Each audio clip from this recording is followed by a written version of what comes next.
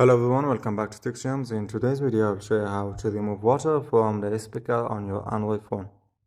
So let's get started.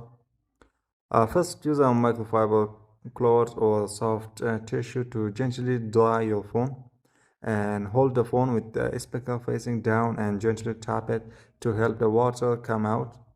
Next, the next method that you can do is open your browser and search for watereject.com.co.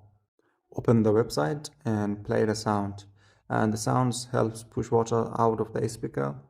And you can play it a few times until the speaker returns back to normal again. And also do not charge your phone right away if it got wet. Let it dry for a few hours before charging. And that's it.